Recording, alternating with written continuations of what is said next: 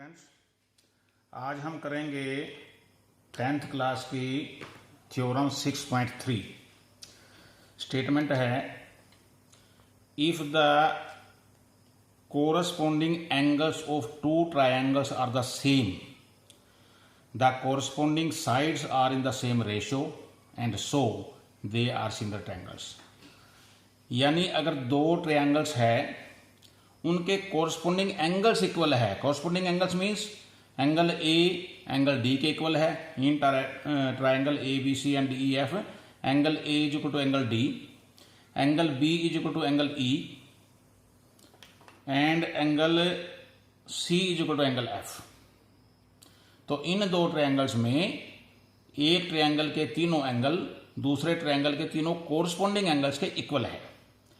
हमें प्रूव करना है corresponding sides are in the same ratio, कि दोनों ट्रायंगल्स की जो साइड्स है कोरस्पोंडिंग वो सेम रेशो में होगी। मतलब A B upon D E equal to B C upon E F equal to A C upon D F. और अगर ऐसा होगा तो ट्रायंगल्स विल बी सिमिलर। ये हमें प्रूव करना है। अब 6th चैप्टर में मैंने शुरू में जो पहला वीडियो भेजा था उसमें सिमिलर ट्रायंगल्स के कुछ बेसिक्स पॉइंट्स किए थे, वो एक बार दोबारा देखते हैं। सिमिलर ट्रायंगल्स होती क्या है? सेम शेप बट साइज में बी डिफरेंट। साइज डिफरेंट हो सकता है, शेप सेम है। एक कंडीशन है कि तीनों एंगल इक्वल है, यानी एंगल ए डी के इक्वल है, बी ई के इक्वल है, सी एफ के इक्वल है, तो दोनों ट्रायंगल्स सिमिलर होंगी। दूसरा वे है एस एस एस, तीनों साइड्स अगर प्रोपोर्शनल हो, A B upon D E equal to B C upon E F equal to A C upon D F, उस केस में भी ट्रायंगल्स सिमिलर होगी। एक केस है दो साइड और इंक्लूडेड एंगल, उनके बीच का एंगल, यानी A B upon D E equal to A C upon D F. दो साइड्स ले ली हमने, इनके रेशो सेम है और इंक्लूडेड एंगल उन दोनों साइड्स के बीच का एंगल, ये दोनों इक्वल है, तब भी ट्रायंगल्स सिमिलर होंगी। चौथा पॉइंट मैंने कहा था, अगर दो एंगल इक्वल हों तो थर्ड एंगल अपने आप ही इक्वल होगा, तो दो एंगल से भी काम चल सकता है। तो मेन हमारे पास 3 पॉइंट्स है। तीनों एंगल इक्वल होंगे, तीनों साइड की रेशो इक्वल होगी, या दो साइड की रेशो इक्वल होगी और उन्हीं के बीच का एंगल इक्वल होगा। अब इस केस में हमें क्या दिया गया है? कोरस्पोंडिंग एंगल्स इक्वल है। ए एंगल डी के इक्वल है, बी ई के इक्वल है, सी एफ के इक्वल है, तो तीनों एंगल इक्वल हो गए। तो ये कंडीशन तो हमारी इसमें गिवन है। तो हम जो प्रूव करेंगे वो इससे करेंगे, तीनों साइड्स के रेशो इक्वल प्रूव करेंगे, फिर ट्रायंगल सिमिलर हो जाएगी। तो गिवन आ गया, टू प्रूव में तीनों साइड्स की रेशो इक्वल करनी है, रेशो इक्वल होगी तो ट्रायंगल्स को हम सिमिलर लिख पाएंगे। इसमें हम कंस्ट्रक्शन करेंगे। अब हमें ये कैसे पता चले कि कंस्ट्रक्शन क्या करनी है? अब सोच कर देखो, हमें प्रूव क्या करना है? साइड्स की रेशो लेनी है। थेल्स थ्योरम की थी हमने, गौर करो क्या था वो। थेल्स थ्योरम कहती थी कि अगर किसी ट्रायंगल में किसी एक साइड के पैरेलल को लाइन ड्रा करें तो वो बाकी दोनों साइड्स को सेम रेशो में डिवाइड करेगी। इससे हमें आइडिया मिलेगा कि अगर कोई लाइन पैरेलल हो जाए तो रेशो मिल सकती है, लेकिन रेशो तो हमें इन दोनों ट्रायंगल्स की साइड्स की चाहिए। तो क्या कर सकते हैं हम? तो हमारे दिमाग में आनी चाहिए बात कि क्यों ना हम ये ट्रायंगल यहां बना ले। ये ट्रायंगल हमने बड़ी बनाई है, ये छोटी है, तो छोटे ट्रायंगल को हम यहां बना सकते हैं। अगर हमने ये ट्रायंगल यहां बना ली तो उससे क्या काम हो जाएगा? हमारा रेशो जब हम इनकी लेंगे, मान लो D P upon D E लेंगे, डी पी इसके इक्वल हो जाएगी, तो दोनों की रेशो इक्वल आ सकती है, किसी ना किसी तरह से हमारा सम आ सकता है। तो हमें आइडिया लेना है कि कंस्ट्रक्शन कैसे करनी है। तो एकदम क्या बात आनी चाहिए कि थेल्स थ्योरम अगर होगी, यानी पैरेलल लाइन होगी, तो रेशो इक्वल आ जाएगी। रेशो क्योंकि अलग अलग ट्रायंगल्स की है, इसलिए ये ट्रायंगल ही हम क्यों ना यहां बना ले। तो कंस्ट्रक्शन क्या किया हमने? Take points P and Q,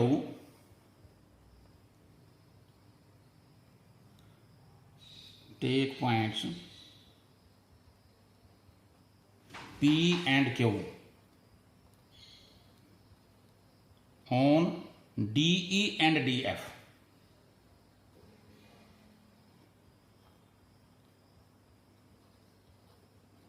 such that, यानी DE और DF पे P और Q पॉइंट इस तरह लेंगे कि DP इक्वल हो जाए किसके? AB के, और डी क्यू इक्वल हो जाए किसके, ए सी के। डी क्यू इक्वल ए सी, और उसके बाद हम ज्वाइन कर देंगे, दोनों को मिला देंगे, ज्वाइन पी क्यू। ये हमारी कंस्ट्रक्शन हो गई। अब करते हैं proof.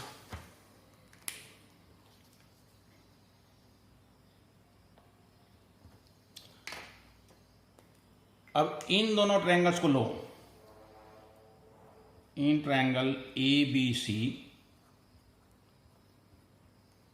And triangle D P Q, D P Q, इन दोनों में गौर करो, ए बी किसके इक्वल है, डी पी के, ए सी किसके इक्वल है, डी क्यू के। क्यों, दोनों पॉइंट बाय कंस्ट्रक्शन। और तीसरा, एंगल ए इक्वल है डी के,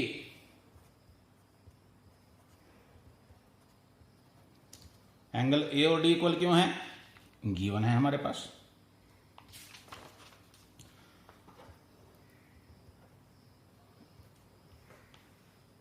तो जिस वीडियो में मैंने बताया था सिमिलर ट्रायंगल, उसमें कॉन्ग्रुएंट ट्रायंगल्स भी बताया था। कॉन्ग्रुएंट ट्रायंगल्स क्या होता है, एक ट्रायंगल की तीनों साइड्स दूसरे की तीनों साइड के इक्वल हो जाए, एस एस एस, दो साइड इक्वल हो जाए, उनके बीच का एंगल हो जाए एस ए एस, दो एंगल इक्वल हो, उनके बीच की साइड इक्वल हो ए एस ए, और एक पॉइंट था आर एच एस, यानी राइट ट्रायंगल हो, हाइपोटेन्यूज और कोई एक साइड इक्वल हो।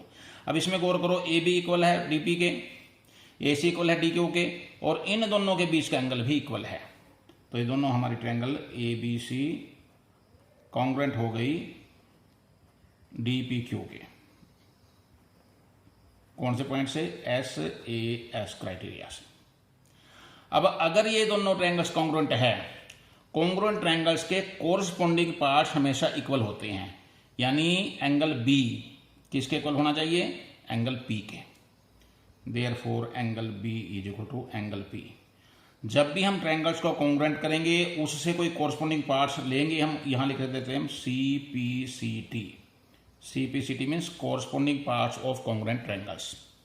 अब एंगल बी और पी इक्वल आ गया, लेकिन ध्यान हो, गिवन में था हमारे पास angle B is equal to ई,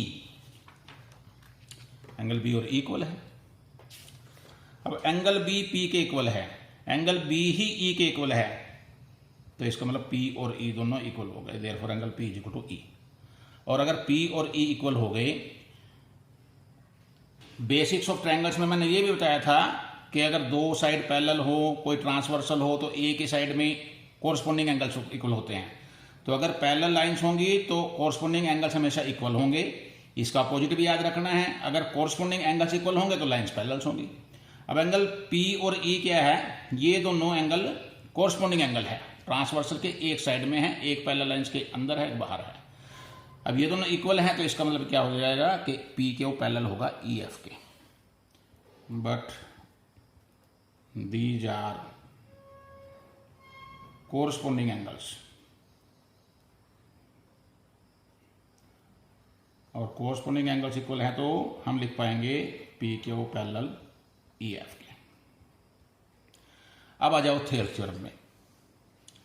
अगर कोई लाइन पैरेलल है तो क्या थी theorem, D P upon P E equal to D Q upon Q F. अब ध्यान रखना है, ये कोई जरूरी नहीं है कि हमें पार्ट्स ही लें, हम एक पार्ट ले सकते हैं, एक फुल साइड भी ले सकते हैं, यानी D P upon D E equal to D Q upon D F ऐसे भी ले सकते हैं।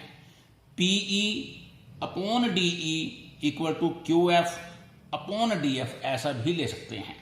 तो हमें जरूरत क्या है, पूरी साइड की जरूरत है, हमें ए बी की जरूरत है, ए बी डी पी के इक्वल है, तो एक डी पी लेंगे, एक फुल साइड लेंगे डी ई। तो पी क्यू और ई एफ पैरेलल हो गया, इसका मतलब इससे क्या रिजल्ट लेंगे हम, therefore D P upon full side D E equal to D Q upon D F. और अब डी पी किसके इक्वल है, कंस्ट्रक्शन में डी पी इक्वल है ए बी के, डी क्यू इक्वल है ए सी के, तो डी पी की जगह हम क्या लिख सकते हैं, ए बी लिख सकते हैं। डी क्यू किसके इक्वल है, ए सी के, इसकी जगह ए सी लिख सकते हैं। अब इस पे गौर करो, A B upon D E, A C upon D F, A B upon D E, A C upon D F, इतना आ गया। जैसे हमने ये दो इक्वल किया है, दो साइड्स की रेशो, ऐसे हम थर्ड भी कर सकते हैं। अब बिल्कुल यही स्टेप्स हमें रिपीट करने पड़ेंगे। तब जब सेम स्टेप्स रिपीट करने हो तो दोबारा करने की जरूरत नहीं है, हम सीधा लिख देंगे similarly A B upon D E equal to B C upon E F. जैसे हमने ये लाइन यहां पैरेलल ली थी, अगर हम यहाँ लाइन यहां पैरेलल लेंगे इसके पी एफ डी एफ के, तब हमारा ये केस आ जाएगा। तो A B upon D E, A C upon D F, इसको इक्वेशन 1 मान लो। Similarly A B upon D E equal to B C upon E F निकाल सकते हैं, इसको इक्वेशन 2 मान लो from equation 1 and 2।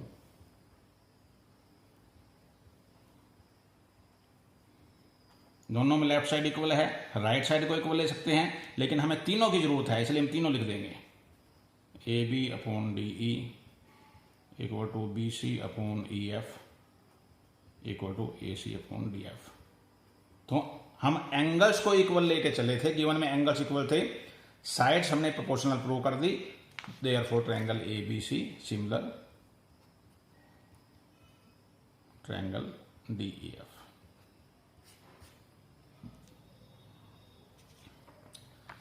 I hope theorem अच्छी तरह समझ में आ गई होगी।